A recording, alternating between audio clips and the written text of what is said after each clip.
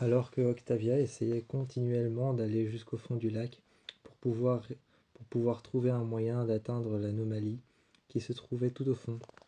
Quand elle revenait à la surface, qu'elle nageait, et qu'elle disait qu'elle avait fait son meilleur score, son meilleur temps, mais qu'elle n'avait pas réussi à aller jusqu'au fond du lac pour pouvoir trouver l'anomalie qui s'y trouvait tout au fond, et aller de l'autre côté et se retrouver à Sanctum. Quand elle revenait à la surface, elle enlevait ses vêtements et en remettait de nouveau qu'elle avait mis à sécher sur une corde. Mais une fois qu'elle rentrait à l'intérieur de la cabane, Diyoza, qui était occupée de préparer le dîner pour le soir, quand elle était occupée de préparer le dîner pour le soir et qu'Octavia disait qu'elle avait fait son meilleur temps, Diyoza, comme d'habitude, était en train de lui dire toutes les conséquences auxquelles elle aurait pu se mettre à face et en danger.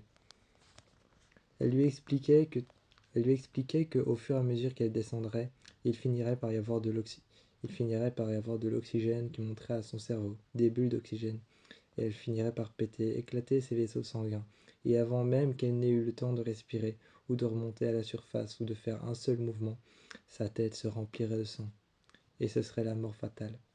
Elle lui expliquait tout ce qui pouvait se passer, malgré le fait qu'elle ait fait son meilleur temps. À côté, il y avait Hope qui dormait calmement. Elle dormait calmement sous une vieille couverture qu'il y avait dans cette cabane. Elles étaient toutes les trois sur Skyring, mais aucune chance de s'échapper.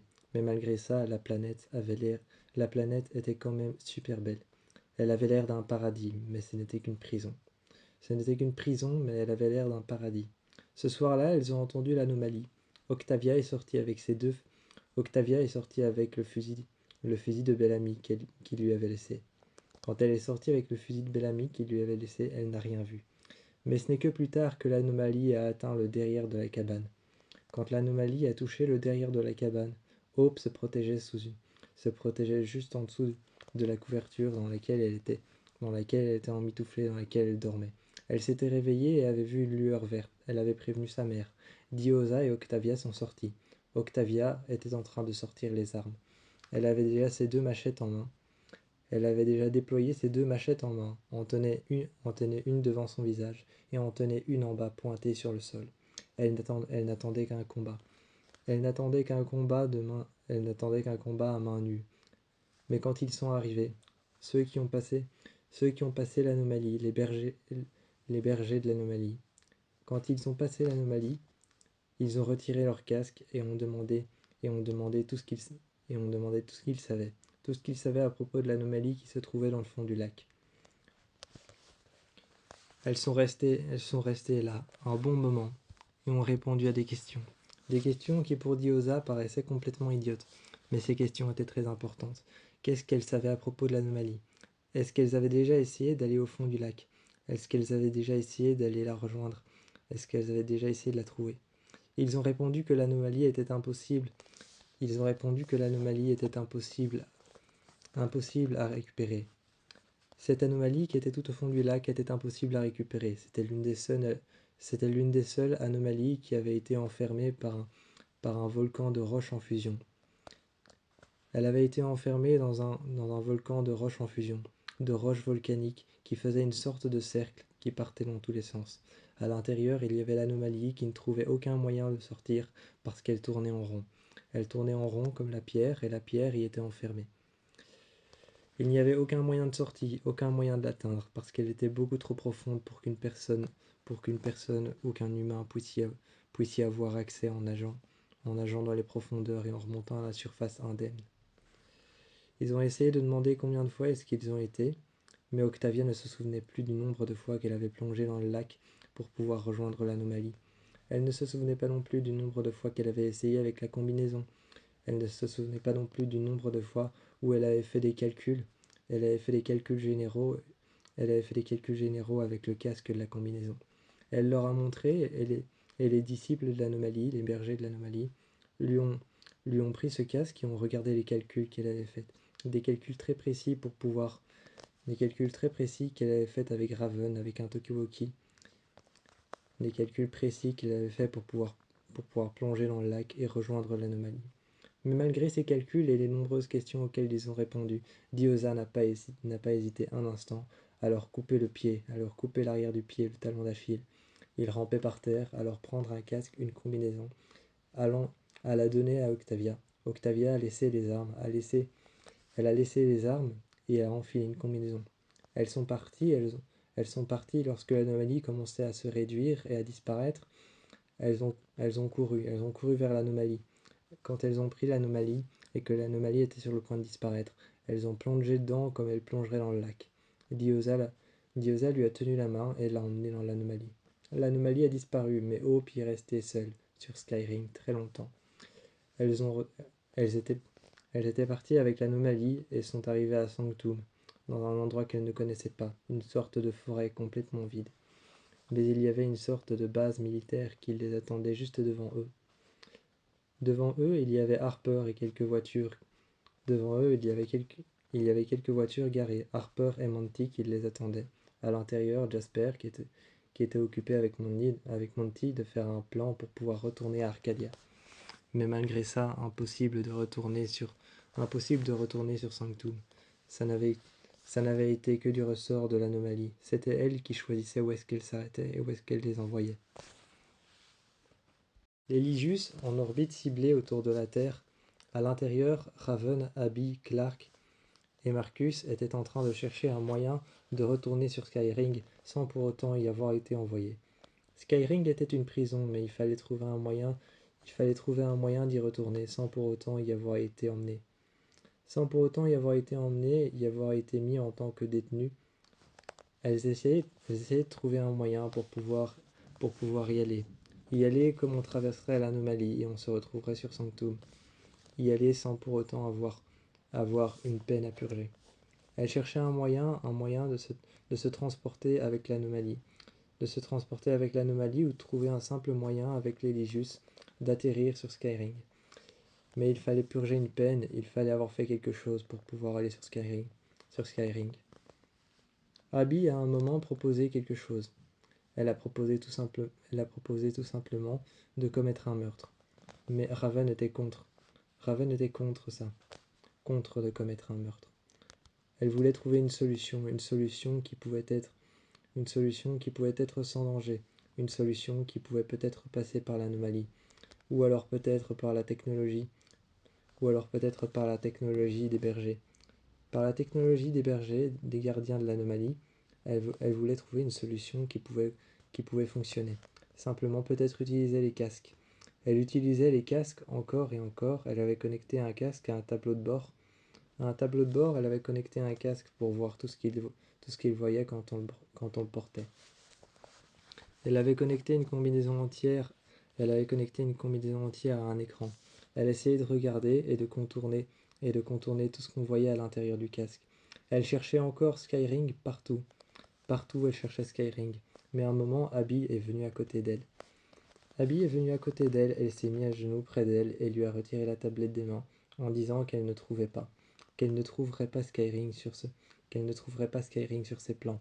Skyring, on y va parce qu'on a commis un acte, un péché. On y va parce qu'on a commis quelque chose. La seule façon d'y aller, c'était de tuer quelqu'un, ou de s'en prendre à quelqu'un. Raven était en train de penser à tout ce qu'elle avait fait. Lorsque Octavia les avait enfermés dans le bunker.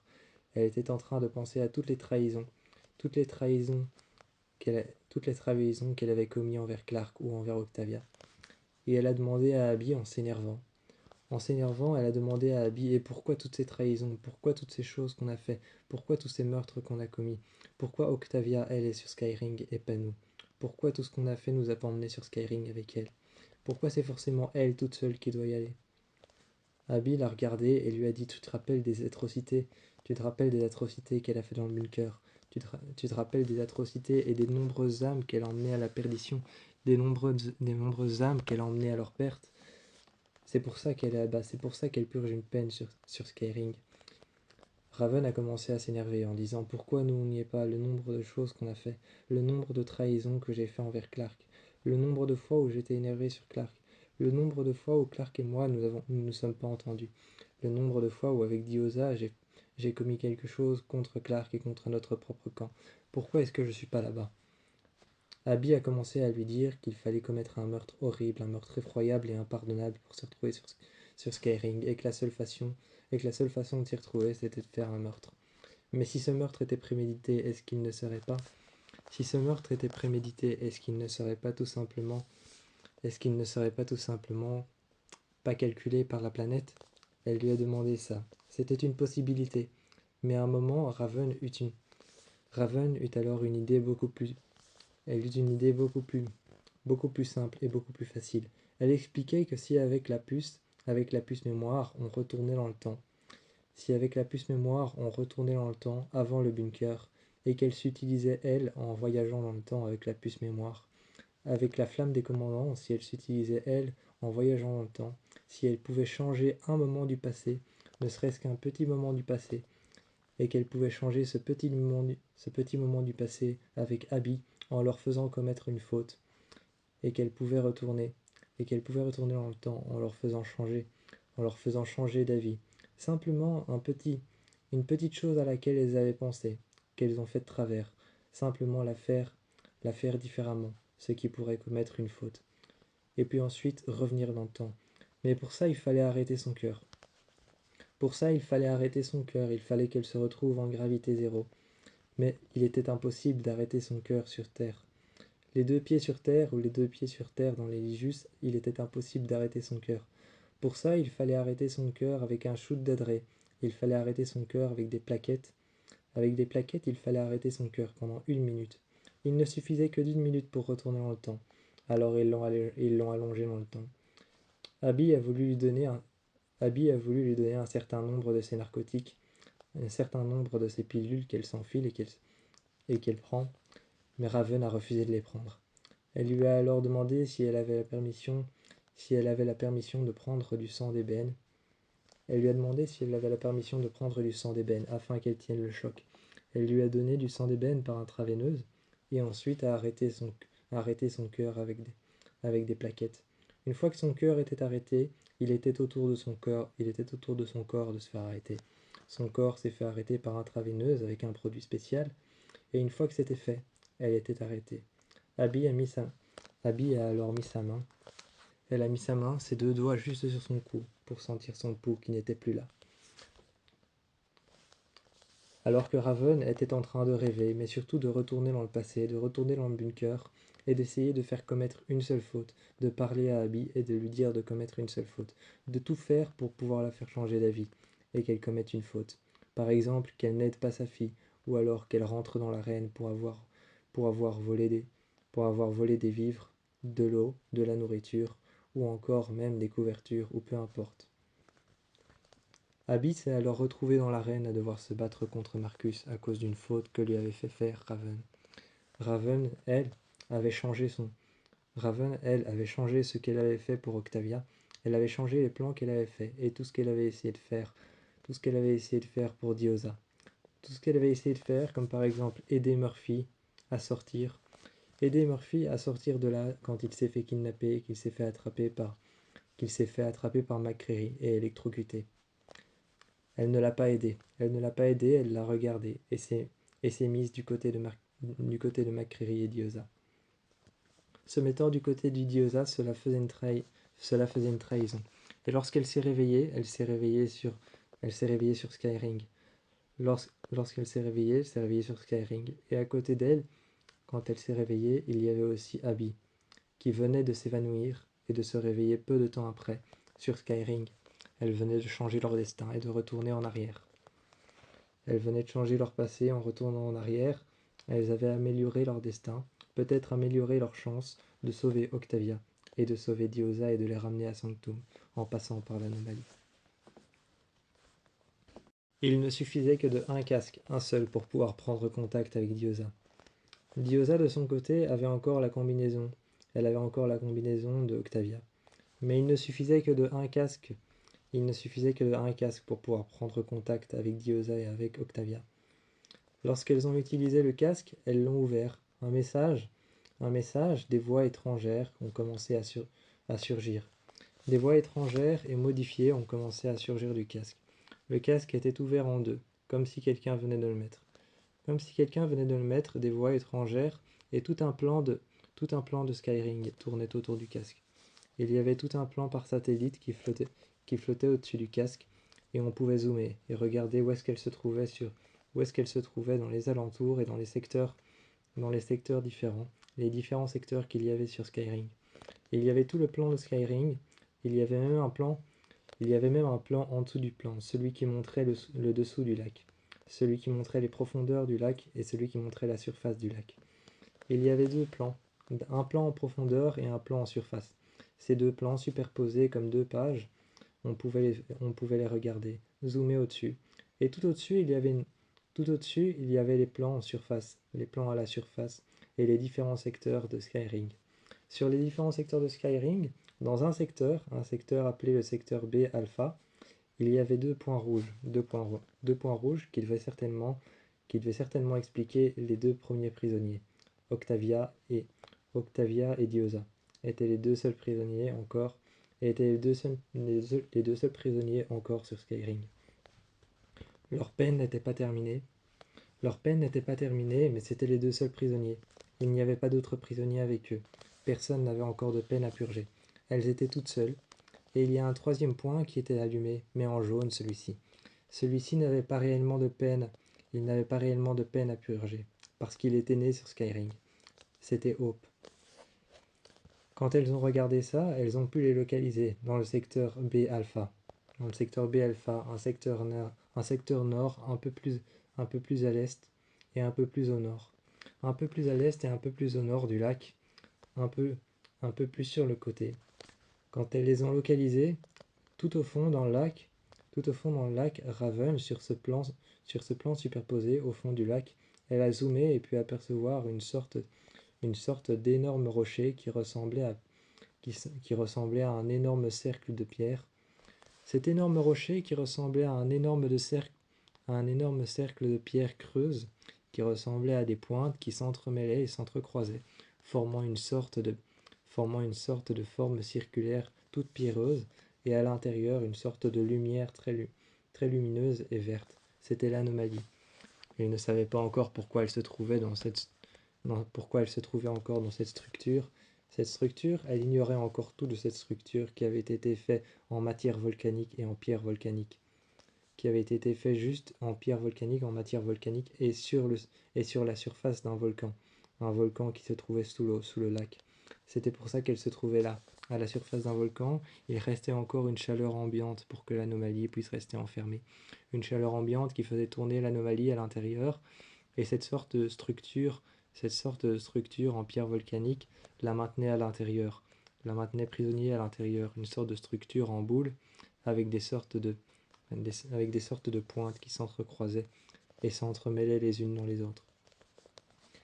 Elle se disait que peut-être en y rentrant en profondeur avec un vaisseau, une navette qu'elle aurait équipée elle pourrait rentrer à l'intérieur, faire exploser cette chose, et peut-être que l'anomalie se libérerait d'elle-même. Mais si elles font exploser ça, peut-être qu'elles feront exploser Skyring, peut-être que c'est quelque chose comme par exemple le cœur de Skyring. Il y avait de nombreuses possibilités et d'infimes possibilités.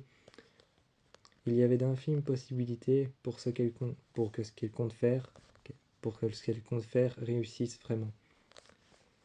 Elles ont alors pris contact avec Diosa, qui était toujours sur Skyring, et Diosa leur a dit que pour arriver et pour venir les sauver, Diosa leur a proposé simplement de commettre un meurtre. C'était la solution la plus logique. La solution la plus logique, c'était de commettre un meurtre, car simplement changer le passé dans le bunker n'avait pas fonctionné. Elles avaient changé le passé, mais n'avaient pas changé ce qui se passait actuellement. Donc elles n'étaient pas retournées pour autant sur Skyring. Skyring les avait supprimées et les avait renvoyées à la case départ, dans l'Elegius. Elles s'étaient réveillées après un profond coma de quelques minutes. Elles s'étaient réveillées toutes les deux. Skyring les avait renvoyées. Pas de faute, pas de Skyring, pas d'enfermement, pas de purge. Elles n'avaient pas été enfermées, pas de compte à rebours au poignet, pas de numéro qui s'écoulait, pas de temps qu'elles devaient rester sur Skyring.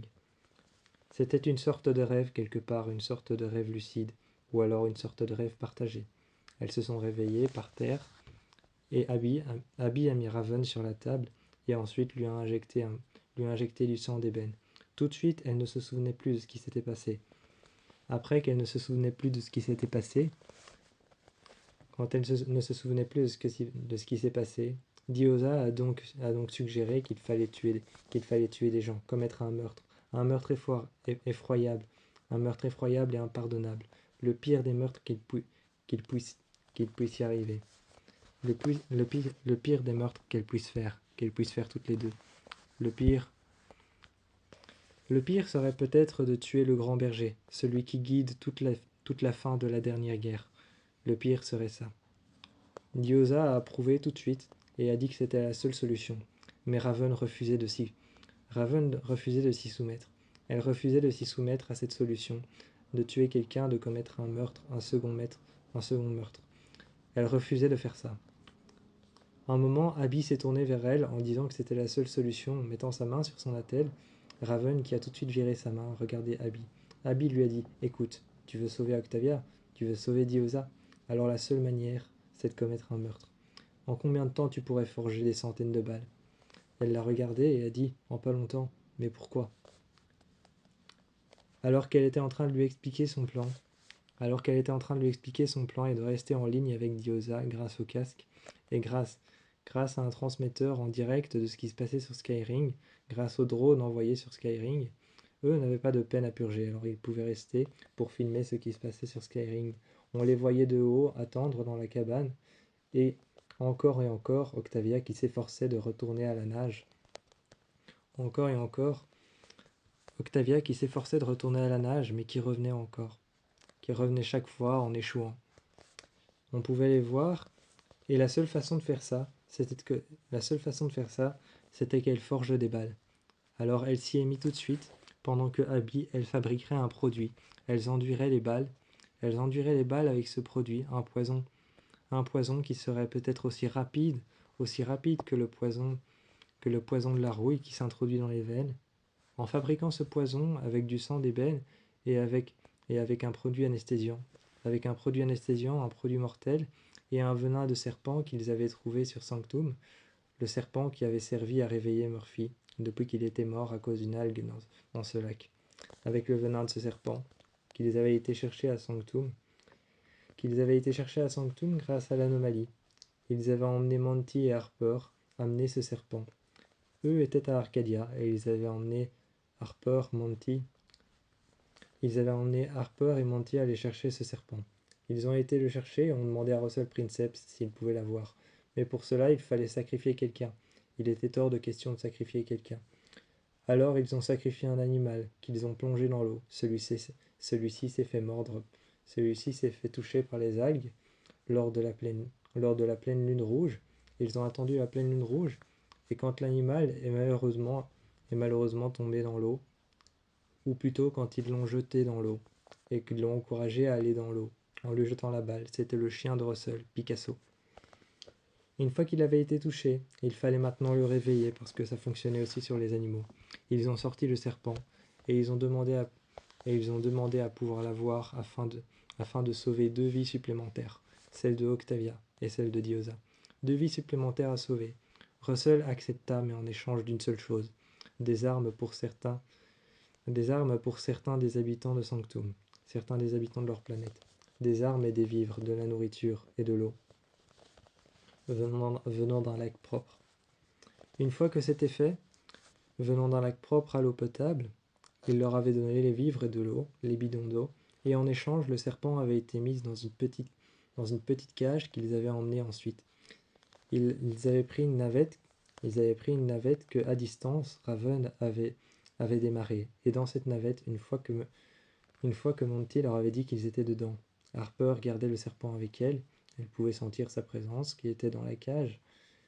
Et quand elles sont arrivées dans l'espace, la navette arrivait à bon port sur l'Eligius 4 quand la navette s'est libérée. Ils sont sortis et ont apporté le serpent. Fabriquant le sérum, ils sont redescendus sur Terre. Raven, Monty et aussi et Raven et Monty sont redescendus tous les deux en duo. Ils sont redescendus sur Terre avec la navette et avec Harper. Jasper, lui, était à Arcadia. avec Clark. Lorsqu'ils sont redescendus sur Terre, l'anomalie les a emmenés un peu plus loin lorsqu'ils sont redescendus sur Terre. L'anomalie les a emmenés un peu plus loin, encore plus loin que Sanctum. Ils sont arrivés au repère du berger de l'anomalie quand ils sont arrivés. Plein de bergers, plein de gardiens de l'anomalie ont essayé de les arrêter, leur tirant dessus sans sommation, et tuant tous les cadavres, les traînant les uns après les autres, les jetant dans cette fosse où devait se finir la dernière guerre. Quand ils les ont jetés là-bas, ils se sont transformés en pierre et en diamant. Ils se sont transformés en pierre de diamant. À l'intérieur de cet endroit, la porte s'est refermée. Les cadavres y avaient été jetés, empoisonnés par les balles qui avaient été enduits de ce produit spécial et du venin de ce serpent. Une fois que c'était fait, l'anomalie est réapparue. Ils ont pris les casques. Elle était réapparue sur une tablette qui rediffusait la retranscription en direct de Sanctum. L'anomalie était en train de réapparaître. Revenant à la surface, Monty, Harper et Raven avaient trouvé Clark à la surface, qui attendait. Elle attendait avec Echo, surveillait l'anomalie, des personnes qui étaient en train de sortir. Une fois que les personnes étaient en train de sortir, Echo leur avait tiré dessus, caché depuis un coin, depuis le château de Sanctum, caché depuis un coin sur le côté, elle leur avait tiré dessus. Récupérant les cadavres traînés sur le côté, à l'intérieur du château, dans la salle des squelettes, ils sont passés à travers l'anomalie. Celle-ci les a alors tout de suite emmenés sur Skyring après ce qu'elles avaient commis, après les nombreux morts qu'ils avaient faits, et après le plan qu'elles avaient préparé pour pouvoir tuer de nombreuses personnes qui avaient apprivoisé l'anomalie. De nombreux bergers étaient morts. Sur Skyring, elles ont pu alors enfin les ramener. Elles ont pu prendre Octavia et Diosa Bratsu. En laissant les armures là-bas, elles les ont emmenées et ont attendu le soir la prochaine anomalie. Lorsqu'elles sont rentrées à Sanctum, elle les avait récupérées toutes les deux. Hope, elle l'avait récupérée aussi. Elle l'avait récupérée aussi, mais quand elle est réapparue à Sanctum, elle paraissait plus âgée. Elle avait grandi. Elle était encore une jeune fille, un peu plus grande que ce qu'elle n'était sur Skyring.